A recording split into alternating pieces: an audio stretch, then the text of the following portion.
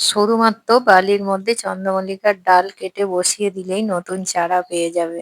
দেখো বন্ধুরা, এইরকম একটা ডাল কেটে নেবে, আর যাতে দুটো পাতা থাকবে স্রেফ দুটো পাতা, আর থাকবে এইটুকু ডাল নিয়ে, আর বালির মধ্যে বসিয়ে দেবে কোনো একটা পাত্রের মধ্যে।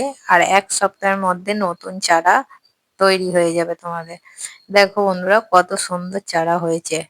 প্রতিটা চারাতেই প্রচুর শেকড় এসেছে। খুব সুন্দর চারা পেয়ে যাবে তোমরা। মাদার গাছ থেকে নতুন নতুন এরকম চারা তৈরি করে নিতে পারো। আর আজকে এই চারাগুলোকে আমি মাটি দিয়ে বসিয়ে দেবো, প্রথম প্রতিস্থাপন করে দেবো। এখন আমি এই চারাগুলোকে বোতল কাটার মধ্যেই বসাবো, যেহেতু চারাটা অনেকটাই ছোট, আর এখন ছোট পাত্রেই বসাতে হবে। আর এইভাবে প্রতিটা চারা আমি বসিয়ে নিয়েছি, আর বসিয়ে নেওয়ার পর 2 থেকে 3টি করে দানা ডিএপির প্রতিটা গাছে দিয়ে দেবো, দিয়ে জল দিয়ে দেবো।